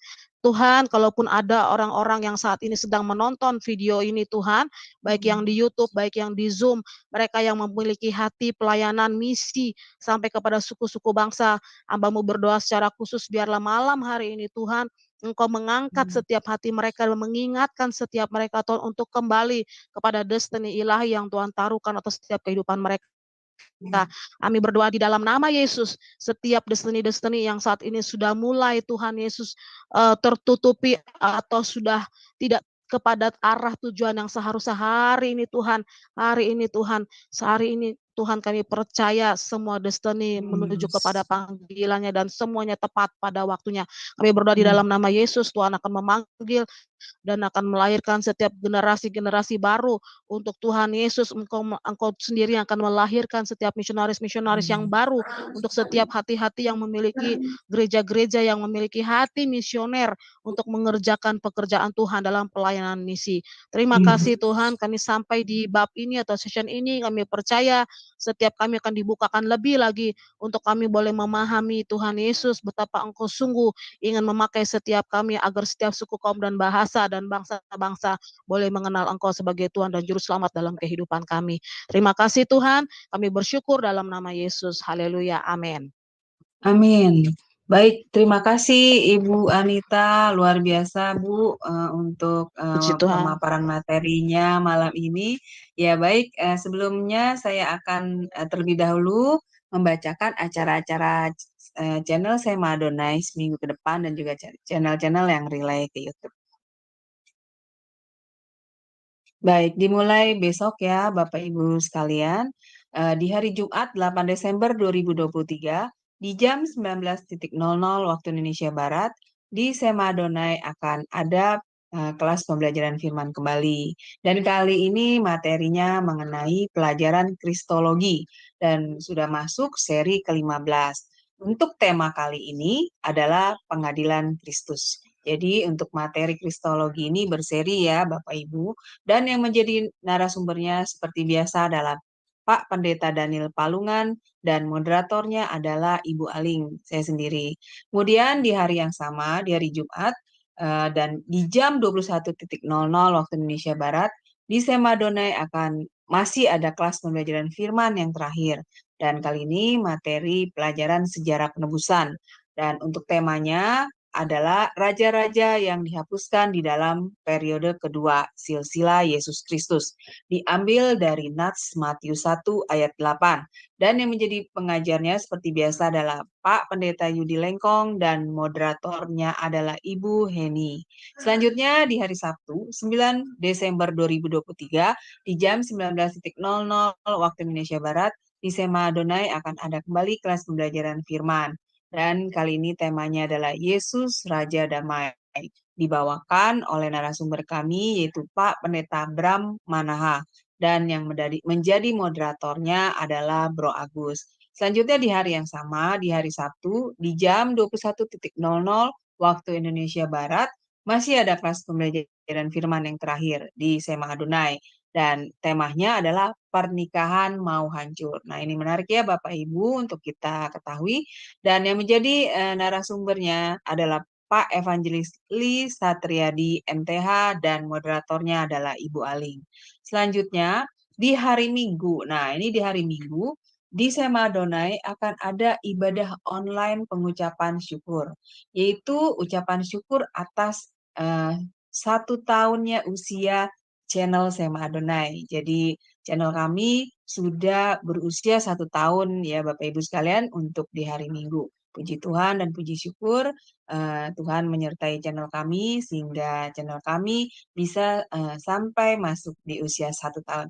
Baik, dan untuk ibadah online ini hanya ada di channel Sema Adonai dan channel Sola Scriptura ya Bapak Ibu. Jadi ditunggu kehadiran Bapak Ibu sekalian untuk ikut merayakan Happy Anniversary Sema Adonai 1 tahun. Dan tema khotbahnya kali ini adalah orang yang kehendaknya dituruti Tuhan. Dan yang menjadi narasumbernya adalah gembala kami sendiri, yaitu Pak Pendeta Daniel Palungan. Dan untuk ibadah online itu, moderatornya akan dipimpin oleh Ibu Heni sendiri, moderator liturgis, dan yang menyanyikan live singernya adalah Ibu Yanti dan Ibu Murni dari Jerman. Baik Bapak Ibu, selanjutnya saya akan membacakan channel-channel yang relay ke YouTube. Di antaranya channel Sema Adonai, channel Omihen, channel Gereja YouTube, channel KH Lirai TV, channel Pendalaman Alkitab, channel Nebu Ali, channel Garnet Sidan, dan channel Rin Jumat. Dan untuk renungan pagi Sema Adonai, itu diadakan setiap hari ya Bapak Ibu, dari Senin sampai Sabtu. Dimulai dari jam 5.30 pagi dan dilayani oleh hamba-hamba Tuhan yang sangat memberkati. Jadi Bapak Ibu sekalian, ditunggu kehadirannya untuk mengikuti renungan pagi Sema Adonai. Baik Bapak Ibu yang terkasih dalam Kristus, bagi yang belum mensubscribe dan men-share channel-channel kami, harap tolong mensubscribe dan men-share-nya kepada yang lain, sehingga semakin banyak orang yang juga bisa mengikuti keseluruhan acara-acara dari Sema Adonai dan membantu channel kami untuk menjadi lebih berkembang dan menjadi berkat lagi bagi banyak orang. Terima kasih Bapak Ibu atas perhatiannya. Ya, Tuhan berkati. Sekarang kita akan masuk pada sesi tanya jawab dan diskusi mengenai materi misiologi malam ini ya, Bapak Ibu. Ya, bagi yang ingin bertanya, raise hand terlebih dahulu ya, atau sharing juga boleh. Maka operator kami akan membukakan mute daripada Bapak Ibu sekalian. Ya, baik Ibu Anita, luar biasa ya Bu. Malam ini saya mendapatkan satu pengertian lagi mengenai materi yang Ibu jabarkan. Yang ini loh, yang di awal itu loh Bu, beberapa istilah pelayanan misi terhadap suku bangsa. Saya dulu berpikir bahwa misionaris pelayanan misi ini hanya berhubungan dengan misionaris ya Bu, ya maksudnya yang dikirimkan ke pedalaman gitu. Dan setelah Ibu menerangkan di sini ada 4 suku yang dimasuk dalam misi, yaitu suku terabaikan, artinya suku yang berada di sekitar kita, lalu suku terasing, suku yang benar jauh dari keramaian seperti suku-suku Papua ya Ibu, lalu kemudian suku terhilang, orang-orang dari berbagai suku yang tercatat sebagai Kristen namun lebih mementingkan adat. Ini baru tahu saya Ibu, bener deh. Nah, terus kemudian suku tersisihkan atau termarginal, yaitu orang-orang dari berbagai suku seperti orang jalanan, pengemis. Berarti Ibu, tugas misi ini bukan hanya untuk suku-suku terasing di pedalaman ya Ibu. Nah, ini pengetahuan yang saya dapatkan.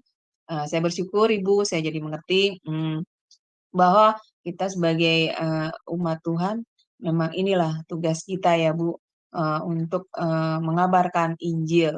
Jadi bukan tugas ini hanya diemban oleh para misionaris ya Ibu, berarti seperti itu ya Bu ya. Jadi kita pun bisa menjalankan pengabaran Injil ini ya di dalam lingkungan keluarga kita sendiri atau lingkungan tempat kita seperti itu ya kalau Ibu menjabarkan ini tadi ya. Benar ya Ibu seperti itu ya. Iya puji Tuhan dengan pengetahuan yang hari ini Ibu jabarkan kepada kita semua. Jadi kita mengerti apa tugas kita ya Bu sebagai umat Tuhan. Jadi bukan hanya menjadi orang Kristen yang biasa-biasa saja ya Ibu Anita yang hanya Ibu masih di mute suaranya. Iya, ya, Ibu masih di Iya. mute suaranya. Iya, Amin. yang Iya. betul Bu, yang hanya sudah menerima keselamatan, lalu ya sudah selesai ya Bu. Seperti itu ya Bu. Betul sekali. Jadi harus bergerak ya. Heeh, Nanti poinnya mm-mm, setelah mm-mm. selesai pembelajaran ini jangan cuma jadi penonton, tapi harus Betul. melakukan sesuatu. Jadi sebenarnya yang mencakup pelayanan misi ini ya banyak ya Bu. Maksudnya tugas PR kita tuh Betul, sebenarnya banyak, bukan cuma gereja, betul. sebenarnya perorangan pun juga punya tugas ya Bu ya dari kita Iya, sendiri. Terhadap apa sesama kita ya Bu, sesama kita yang terutama yang apa yang ya ini Bu seperti suku terhilang, suku tersisihkan, suku terabaikan itu ternyata ini kan tugas kita ya Bu, ini bukan tugas para betul. misionaris ini kalau di sini Tugas ya Bu saya gereja. baca. Ya tugas gereja, tugas kita perorangan ya Bu. Iya. Iya, betul Bu Aling. Iya. Dan mengenai kalau saya lihat tadi Bu dari materi Bu, memang suku Papua itu yang paling primitif ya Bu Anita ya. Kalau dilihat Iya, dari karena apa? saya lihat ya begitu. Kalau saya lihat langsung gitu ya, maksudnya saya lihat dari karena saya sudah masuk ke sana dan saya sudah lihat sendiri Mm, apalagi daerah-daerah di Pegunungan Jaya Wijaya, saya sudah masuk ke daerah pesisirnya, bahkan di daerah Timika yang sangat kaya dengan emasnya pun suku Papuanya yang berada di sekitar Timika itu juga sangat miskin-miskin, masih ada juga yang mm, berpakaian tidak layak dan sebagainya. Jadi memang kalau saya mm, bilang memang yang lebih primitif itu ya di Papua. Ya, tidak seperti yang lain mm, kalau ada beberapa tadi kan sudah disebutkan ada beberapa juga yang disebut mm, primitif ya. mm, Tapi menurut mm, saya sih, tidak terlalu begitu ya. mm, Kalau mm, Papua itu memang jelas sekali ya, mereka tuh masih pakai mm, koteka, mereka masih, mm, pakai kulit kayu, mereka masih hidupnya mm, ya pokoknya nomaden juga, masih hidup di atas pohon dan sebagainya. Pokoknya benar-benar sangat mm. primitif ya. Nah ini kan Jadi tugas kita belum, ya, siapa lagi ya. betul Bu, belum mengenal peradaban sama sekali ya Bu ya. Kalau di Iya. Papua itu ya. Nah, Ibu Ada kalau yang sudah Bu kita kan Aling, ada yang sudah heeh, Bu Aling, tapi ada juga mhm, yang, tidak mau mengenal dan juga ada yang tidak tahu karena memang tidak ada yang pergi ke sana begitu kan. Jadi mmm, memang ada yang, kalau kita misalnya ke Papua itu kan bawa baju-baju Bapak Ibu mhm, ya. Waktu bawa mhm, baju-baju itu sekalipun baju yang bermerek dan bagus pun mereka itu tuh mereka ambil tapi mereka tidak pakai. Kenapa? Karena memang mereka mhm, punya kebiasaan tidak memakai baju. Jadi memang ya sudah akhirnya iya, mereka simpen-simpen begitu. karena Ya ya kembali kepada kehidupan mereka. mungkin karena mereka merasa ya nggak terbiasa Ibu ya pakai baju, mereka lebih Betul, nyaman justru pakai begitu. baju gatal katanya. Iya, bisa Iya, Kak. Jadi justru pakai baju gatal. Lah kita kalau nggak pakai baju gatal kebalikannya. iya. Kalau mereka pakai baju tuh mungkin, apa, gatel, lalu kemudian, nggak nyaman ya, Bu. Jadi mereka lebih Iya, suka, apa, dengan cara mereka berpakaian ya seperti itu. Ya memang benar ya, Bu, untuk betul. mengubah peradaban mereka itu tidak mudah ya, Ibu. Nah sekarang, selain sebenarnya yang paling banyak suku-suku primitif itu selain di Indonesia, apakah di negara lain juga masih ada, Ibu? Misalnya di Eropa atau di, apa, Asia, benua Asia yang lain itu bagaimana ini? Heeh, untuk Ada yang saya tahu tuh ada di Brazil ya. Materi besok, mmm, materi tentang pelayanan misionaris mmm, ya, mhm, di belahan dunia ya. Jadi memang, nanti kita akan bahas, ada juga beberapa memang yang menjadi suku yang terabaikan ya, suku terasing Mhm. begitu. Tapi memang paling banyak itu ada di Indonesia. Bukan cuma di negara barat, di negara Asia pun itu juga sebenarnya Mhm. banyak, ya banyak sekali. Mhm. Tapi memang, karena kita ini Mhm. mayoritas orang Indonesia gitu, maka saya bahasanya Mhm. di bagian Indonesia saja. Tapi next saya akan perluas lagi untuk, bicara di bagian luarnya begitu ya. Bahkan Mhm. di Timur Tengah pun sekarang di Mhm. negara Timur Tengah, para Mhm. misionaris itu yang mereka hidup dalam penganiayaan, mereka hidup dalam keterbatasan itu, tanpa mereka bekerja pun pada akhirnya Tuhan memperkenalkan dirinya sendiri terhadap orang-orang Mhm. yang memang yang belum mengenal Tuhan. Dan sangat terheran-heran saya, Mhm. barusan, terhubung dengan seorang teman Mhm. yang datang dari, daerah timur, ya Timur Tengah. Dan dia Mhm. bercerita bagaimana, eee, para misionaris itu, tidak melakukan banyak hal di sana, tapi Mhm. mereka dengan sendirinya melihat bagaimana lawatan Tuhan terjadi, satu-satu sudah datang gitu ya, Mhm. satu datang, mereka itu bertanya tentang, siapa Mhm. Isa Al-Masih yang sebenarnya, ya. Kenapa? Karena mereka Mmm. mendapatkan kunjungan pribadi dari Tuhan sendiri. Kita Mmm. percaya bahwa Tuhan kita adalah Tuhan yang hidup dan ya, Dia Tuhan yang hidup, Dia bisa Mhm. eee, Mhm. pada waktu para utusan Tuhan ini tidak dapat berbicara, ya karena Mhm. situasi Mhm. kondisi, karena penganiayaan, karena pemerintahan melarang mereka dan sebagainya, Mhm. itu Tuhan Mhm. punya berbagai cara untuk bisa memperkenalkan dirinya kepada orang-orang yang memang haus yang bertanya, "Siapa Tuhan yang sebenarnya?" Dan saya punya banyak Mmm. film ya, cuma sekali lagi ini kan saya Mhm. tidak bisa expose ya, tidak bisa Mhm. expose dan ini memang, Mhm. eee, hanya orang-orang yang bisa onsite bersama dengan saya yang saya akan bisa Mhm. paparkan begitu ya. Jadi memang, Mmm. eee, Tuhan itu Tuhan yang hidup itu nyata, ya. Mhm. Mhm. Manusia tidak mau melakukan apapun dalam sebuah Mmm. pelayanan misi, bagi Tuhan tidak masalah. Ya Mmm. kenapa? Karena dari cerita, firman Tuhan, Tuhan pun bisa memakai seekor keledai, ya kan, seperti Mhm. kisahnya Mhm. Bileam. Tuhan bisa Mmm. memakai seekor keledai. Tuhan pun bisa memperkenalkan dirinya sendiri tanpa bantuan orang Mmm. lain, ya tanpa bantuan hamba-hamba Tuhan dengan cara dia memperkenalkan dirinya, sehingga orang lain Mmm. bisa mengenal Kristus itu dengan benar melalui ya Tuhan sendiri memperkenalkan dirinya langsung kepada orang-orang itu. Itu kan dahsyat Bapak Ibu ya. Jadi istilahnya begini loh, Betul betul ya. kalau kita nggak mau dipakai oleh Tuhan, ya sayang. Kenapa? Ya Tuhan sendiri aja Mhm. mau pakai kita tapi kita nolak-nolak, ya kan gimana sih, Iya, istilahnya betul. iya kan? Tapi kalau kita Heeh. bilang, "Tuhan pakai aku," ya Tuhan pasti akan pakai kita. Tapi ketika nggak ada lagi orang yang memberitakan Injil, Mmm. Tuhan bisa memperkenalkan dirinya sendiri melalui dirinya dan para malaikat-malaikat Tuhan. Tuhan bisa tapi dia mau sebenarnya anak-anak berperan itu kan bukannya Mhm. sesuatu yang sangat luar Mhm. biasa ya, untuk kita Mhm. bisa ikut berperan di dalam sebuah Mmm. Mhm. pelayanan misi, Mhm. begitu Bu Halim. Iya betul, Bu, saya juga pernah dengar ya, ini kesaksian dari, apa namanya, eee, apa ya namanya itu dibilangnya. Jadi, orang itu, Bu, dia diberi mimpi. Gitu, dalam Mhm, mimpinya itu dia betul. didatangi oleh Tuhan Yesus gitu, tetapi, Iya, dia, tidak mengenal gitu, itu siapa gitu dia nggak tahu. Lalu dia siapa, ya, nah betul. itu seperti itu ya, Bu, ya. Jadi orang itu dikenalkan seperti itu ya. Memang benar sih Ibu kalau misalnya sampai, eee eee, masanya, kita tidak bisa menginjil lagi, Tuhan bisa dengan caranya sendiri ya, Bu, untuk menyatakan Betul, dirinya. Iya, amin, bisa iya, hadir dalam, rupa misalnya dia dalam mimpi gitu ya kan.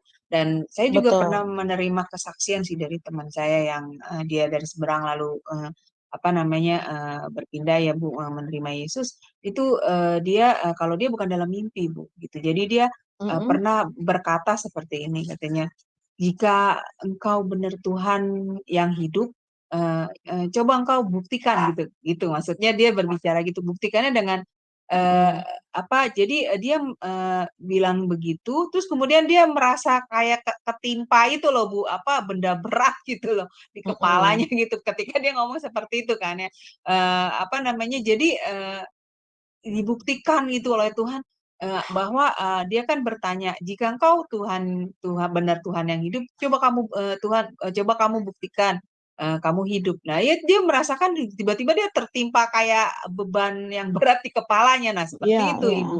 Nah, itu makanya Tuhan bisa benar Bu, Tuhan bisa memakai cara apa namanya caranya dia sendiri untuk menunjukkan Amin. kehadiran dia. Iya, oh Murtadin Bu, aku Betul. baru ingat teman aku itu Murtadin. Iya, Jadi dia kesaksian seperti itu. Jadi ada yang didatangi lewat mimpi, lalu kemudian iya. ada yang dia merasakan apa sentuhan itu loh Bu. Jadi ketika dia berkata, nah dia benar-benar merasakan, nah seperti itu. Betul sekali. Ya, Wah, luar Murtadin biasa banyak ya Bu Bu. sekarang. Ya, di Indonesia Murtadin Ya, banyak Bu sekarang. betul. Gelombang Murtadin ya Bu ya. Kalau saya dengar sih Ya, seperti itu. Banyak yang banyak apa sekali. namanya bertobat ya, menerima Tuhan Betul. Yesus. Iya, Betul. betul. Nah, ya jadi Bahkan iya Bu Aling, uh, saya mau sedikit sampaikan. uh, Ada firman Tuhan yang berkata yang uh, kemudian yang awal akan menjadi kemudian, yang kemudian akan menjadi yang awal, ya kan? Ada betul, firman yang berbicara seperti itu. Jadi memang kita uh, yang sudah mengenal Kristus dari sejak kecil, jangan uh, sampai kita yang menjadi terkemudian. Mereka yang baru iya, kenal siapa Yesus jadi lebih awal, kan nggak seru betul, Bu ya. betul, betul Jadi Bu. ayo sama-sama kita Ya, semakin giat ya mencari Tuhan, supaya apa? betul. Kita sama-sama Heeh. berjalan. Jangan sampai kita yang menjadi belakangan, wah itu bahaya. Nah ini Tergenapilah firman ini itu. nah nah ini Ibu yang dibilang Kristen suam-suam kuku Ibu. Nah, itu Ya Bu, dia. nah itu ya seperti itu ya Bu. Jadi Iya, yang Kristen sudah dari kecil mengenal Tuhan lah, dia menjadi Kristen suam-suam kuku ya akhirnya ya menjadi yang iya. terakhir ya Bu. Betul. Nah, Ya itu ini dia. ada ya ini ada Pak Aron yang mau bertanya ya. Silakan Pak Aron sudah dibuka mute-nya. Ya, Ya, shalom. Shalom, kedengaran suara Shalom. saya? Shalom. Iya, Dengar kedengaran, Pak. Pak. Malam. Ya, maaf ya Malam. karena di tempat saya ini hujan mungkin agak berisik ya. Dan saya teringat juga ya poin Ibu mengatakan, dan saya teringat dengan kata Bapak Rohani saya, siapa yang menebarkan sayapnya terlebih dahulu maka mereka akan memenangkan jiwa. Dan saya teringat juga dengan tema gereja kami tahun lalu, Roma 10 ayat 14 dan 15. Bagaimana mereka bisa mendengar firman kalau tidak ada yang memberitakan. Itu sangat luar Memberitakan. biasa. Iya. Betul, betul. Iya. Jadi pertanyaan saya ya Bu, karena Ibu juga di bagian pelayanan dan lebih lama ya kan. Jadi pasti ketemu dengan banyak suku bangsa, dan pasti ada suku bangsa yang tidak menolak 100% atau menolak keras dengan orang luar, apalagi ajaran orang luar, seperti contoh Amish Paradise. Apakah di Indonesia ada suku seperti itu, Bu? Yang seperti Amish Paradise, di mana suku Amish ya kan, di mana mereka emang menolak 100% orang luar, termasuk teknologi entah apapun mereka menolak. Di Indonesia ada nggak suku seperti itu, Bu? Dan sekiranya ada, gimana cara untuk menanganinya, Bu? Itu aja sih. Terima kasih. Iya, baik. Silakan Ibu Iya. Anita. Ya. Iya, ada Pak. Kan tadi saya sudah bagikan. Ada beberapa suku yang memang menolak peradaban, ada suku-suku juga yang menolak tentang ajaran agama-agama lain selain dengan ajaran agama leluhur mereka. Banyak sekali di Indonesia, banyak ya. Bahkan orang yang mengaku orang Kristen, yang mengaku orang percaya juga apa namanya bisa menolak orang-orang yang memang datang untuk melakukan pelayanan misi. Salah satunya waktu saya pelayanan di di daerah pesisir Timika, Papua ya, itu masuk kepada suku Asmat ya. Jadi sebelum masuk ke suku Asmat itu, suku Asmat Papua, kami masuk ke pesisir-pesisir kecil ya. Nah, di pesisir-pesisir kecil itu pun kami ditolak. Padahal mereka juga sebenarnya adalah orang Kristen, mereka adalah Papua kan lebih banyak Kristen ya. Mereka tuh orang Kristen yang mengenal Tuhan, tapi ketika kita melakukan suatu aksi bakti sosial, kita kan masuk melalui pengobatan. Ketika melakukan aksi sosial atau sesuatu yang memang membawa mereka kepada sesuatu yang bisa membawa mereka kepada satu peradaban, kami membawa penyuluhan. Kalau ke tempat-tempat pesisir berarti kami membawa sesuatu yang memang bisa membangun kota mereka gitu ya, dan sebagainya.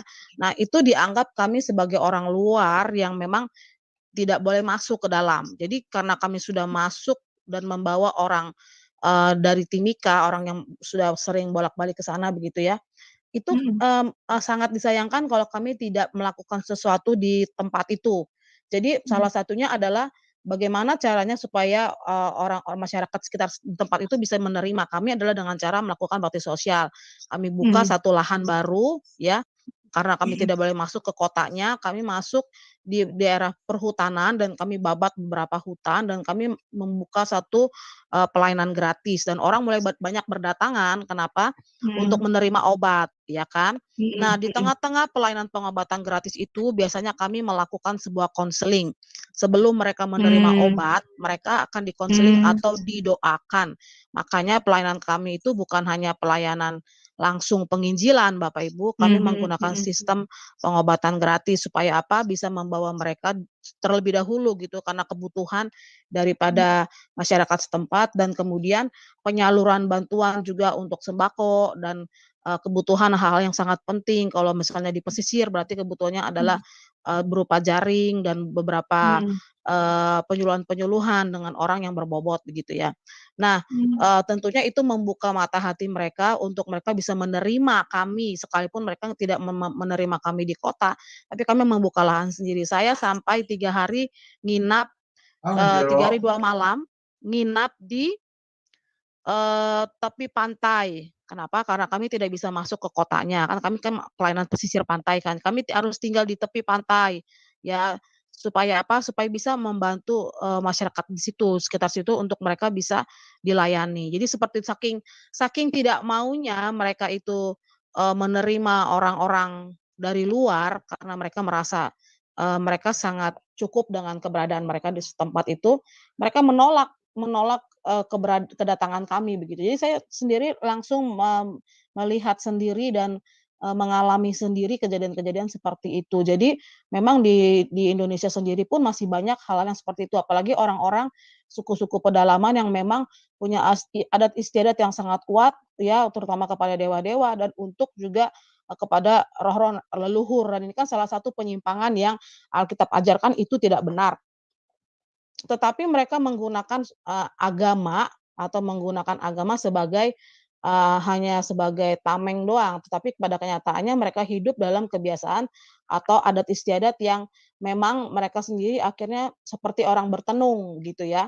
Mereka menyembah kepada penyembahan berhala, mereka melakukan penyembahan kepada roh nenek moyang dan sebagainya. Jadi memang banyak Pak di Indonesia. Nah, tugas kita tuh adalah bagaimana mengenalkan Kristus yang benar dalam kehidupan mereka dengan cara berbagai cara. Nah, yang saya lakukan waktu itu adalah dengan cara pengobatan gratis. Juga mungkin ada cara-cara lain. Ada kalau kalau misionaris-misionaris sejati yang mereka tinggal di situ. Sampai bertahun-tahun mereka bersosialisasi, mereka membantu orang-orang sekitar situ. Mereka hidup bertahun-tahun. Makanya nanti kalau memang ada yang mau filmnya silakan nanti bisa diminta di admin ya. Nanti bisa dikirim, bisa lihat sendiri bagaimana, proses para misionaris itu melayani orang-orang di pedalaman. Ya begitulah. Gitu ya, Pak? Iya. Bagaimana Pak Aron? Nah ini Pak Aronnya kemana ini? Oh ya, sebentar saya buka dulu mute ya. Iya, bagaimana Pak Aron? Silakan. Sudah dibuka mute-nya Pak. Entah ya Bu, entah Tuhan Yesus memberkati kita ya karena hujan gede di Iya, sini. Oke. iya, iya. Baik, Oke, gimana? Pak, Jelas ya. ya Pak? Iya, iya. Ya, jadi begitu ya Bu caranya untuk bisa masuk ke dalam lingkungan mereka ya. Jadi kita harus berhikmat ya Bu, nggak bisa Betul langsung betul sekali. langsung masuk. Iya, Terus tiba-tiba kita menginjil yang ada kita bisa-bisa mati konyol. diusir. Iya, yang ada Iya. begitu betul. Makanya nggak Oh heran iya ada ya. para misionaris Hmm. nggak heran kalau ada misionaris yang akhirnya Mm-mm. dimakan, dibunuh. Kenapa? Karena mereka Iya, nggak tahu tujuannya apa. Mereka mereka betul. merasa merasa apa, Mm-mm. takut karena takutnya Mm-mm. wilayah mereka diambil, ya kan. Jadi makanya Iya. untuk bisa masuk ke pedalaman atau bisa masuk Mm-mm. komunitas-komunitas mereka itu adalah dengan cara kita harus mengenal Mm-mm. bahasa. Makanya banyak orang Mm-mm. misionaris itu mereka harus belajar linguistik bahasa gitu ya. Intonasi Mm-mm. suara, intonasi bahasa, ya kan, Mm-mm. Mm-mm. intonasi Ada, dialek itu juga ya ya iya. benar itu perlu sekali supaya apa, supaya orang Mm-mm. percaya mereka datang mau ngapain begitu kan. Tapi kalau Iya, kita betul. sendiri sok-sokan misalnya masa kuat, Betul. ya itu susah lah ya. Ma Jadi istilahnya mati konyol gitu ya. Jadi buat Iya, mati apa gitu konyol. kan? Heeh, betul betul. Betul, Jadi apa namanya, yang kalau misalnya mau lebih ini ya hidup dengan mereka ya Bu, seperti misionaris yang betul. dari luar itu ya. Jadi berbaur Iya, dengan kehidupan mereka, lalu, melakukan perbuatan-perbuatan, kasih, menolong mereka, dan mereka melihat betul, Bu. cara hidup dari para misionaris itu menimbulkan kepercayaan mereka ya Bu ya, pada Iya, para betul. misionaris itu. Betul Mungkin sih, saya ya mau karena tambahkan memang Bu Aling. heeh heeh Iya, silakan Bu, heeh. gimana? Ya, karena memang tidak mudah Ibu untuk menembus, apa namanya, adat istiadat dan keyakinan seseorang itu Bu, untuk mengubahnya gitu. Betul, Karena saya sendiri juga mengalami, bukan terhadap ini ya, terhadap teman sendiri aja saya pernah menginjil itu ya begitu Bu. Dia, iya, apa namanya, hanya, untuk memberi dia satu keyakinan gitu, itu memang nggak mudah Bu, gitu. Maksudnya dia, betul.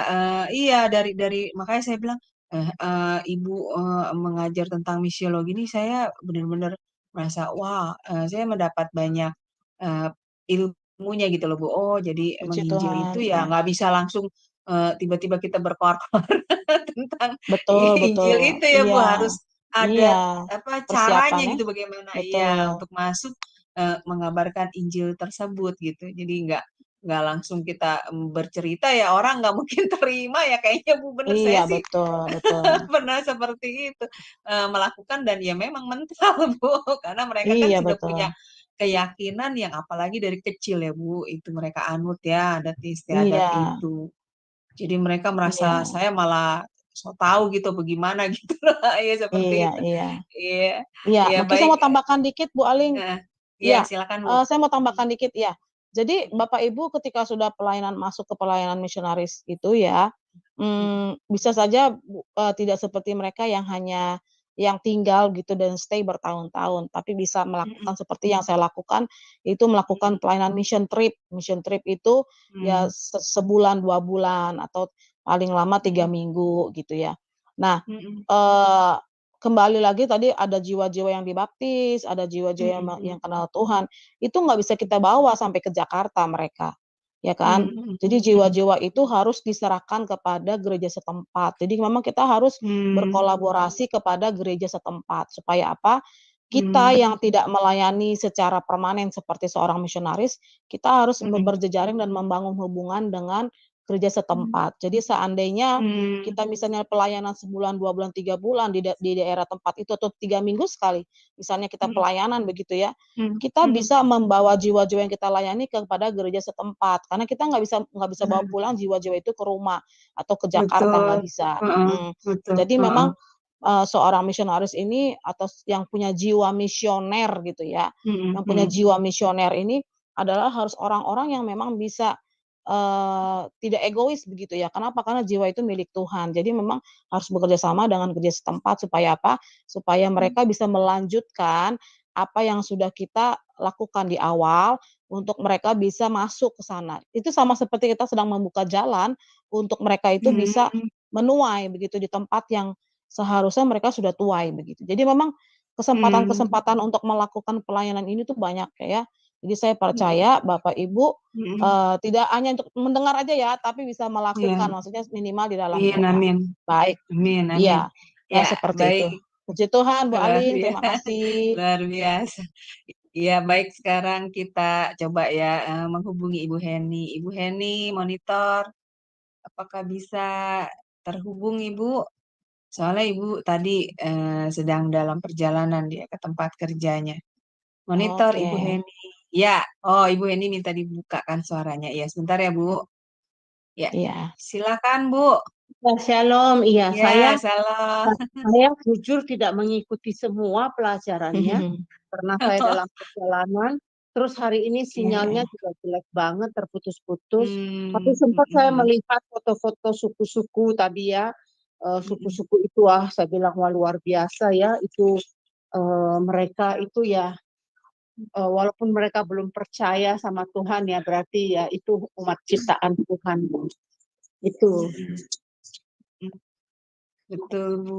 Iya, Bu. Jadi apa namanya, suku-suku yang apa tadi di foto-foto itu Bu, itu mereka itulah yang harus dijangkau oleh kita. Nah, Ibu Anita berkata mengajarkan kita untuk mengabarkan Injil kepada mereka itu. Karena mereka ya belum mengenal ya Ibu tentang apa kebenaran firman dan juga Tuhan Yesus. Iya. Iya. Baik, Ibu Heni sepertinya masih di jalan. Nah, ya baik. Sebentar saya buka meeting. Ada penambahan lagi Kak, Ibu? Ibu Heni? Ya, karena tadi Ibu Heni memang sedang dalam perjalanan ke tempat kerja, Bu. Jadi mungkin sinyalnya itu turun naik ya, karena masuk terowongan bawah tanah gitu kan naik kereta, jadi kurang jelas didengar. Baik, Ibu, sepertinya waktu juga sudah eh, lumayan ya Bu, hampir 1 jam setengah lebih ya, udah 1 jam setengah lebih 10 menit. Iya, Waduh, tidak betul, Bu. terasa, luar biasa. Iya, Iya, baik Ibu, terima kasih untuk pelayanan yang luar biasa bagi kami, Bu. Dan puji kita Tuhan. akhiri kelas kita. Ibu bisa tutup kelas kita ini dengan closing statement-nya dan pimpin doa bagi kami ya, Ibu. Baik, terima kasih, Ibu. Tuhan berkati. Closing doa, Bu. Ibu boleh closing statement Ibu tentang pemaparan tadi dan tutup Mm. dengan doa. Iya, silakan Ibu. Oh, oke. Ya, baik, Mm-mm. terima kasih Bapak Ibu yang sudah ikut sampai selarut malam ini ya. Terima kasih, saya percaya semua yang sudah ikut bisa mengikuti, bahkan juga bisa masuk dalam satu goal, tujuan, yaitu tujuan Amin. kita adalah membuka pelajaran ini adalah bagaimana kita bisa terbuka dengan pelayanan misi. Ya, bukan hanya berbicara tentang kita harus sampai ke pelosok, tidak, tapi mungkin di area sekitar kita juga sendiri masih bisa kita layani ya, bisa kita Mm-mm. lakukan gitu ya. Dan saya percaya dengan adanya kelas-kelas ini itu akan membuka mata hati dan panggilan-panggilan mungkin yang pernah punya kerinduan panggilan untuk sampai ke suku-suku bangsa yang belum tersalurkan, hari ini boleh ditambahkan, sehingga siapapun teman-teman yang membuka YouTube ini juga semua akan diberkati dan Bapak Ibu Amin. bisa kembali kepada panggilan yang sesungguhnya, ya. Terima kasih, saya mau berdoa. Terima kasih Tuhan, sekali lagi kami bersyukur, kami menyelesaikan sesi ini dengan penuh antusias. Kami mengucap syukur buat semua yang sudah Tuhan kerjakan, buat semua tim Shema Adonai, buat semua yang turut bekerja di dalamnya, semua sungguh luar biasa. Terima kasih Tuhan, kami akan beristirahat, Tuhan memberkati kami, Tuhan melimpahi kami dengan segala anugerah dan berkat dan cinta daripada Tuhan ada pada setiap kami, mulai malam hari ini sampai selama-lamanya. Dalam nama Yesus, haleluya, amin. Amin, amin, Tuhan Yesus Amin. memberkati. Terima kasih semua. Terima kasih Ibu Anita untuk pelayanan yang luar biasa. Semoga pelayanan Ibu diberkati Tuhan lebih dan lebih lagi Amin, menjadi berkat bagi banyak orang. Amin. Baik Bapak amin. Ibu sekalian, terima kasih atas kehadirannya. Sudah stay sampai selarut ini. Baik, kita akan mengakhiri kelas kita. Terima kasih ya Bapak Ibu sekalian. Selamat beristirahat. Tuhan berkati. Shalom, shalom, shalom. Shalom.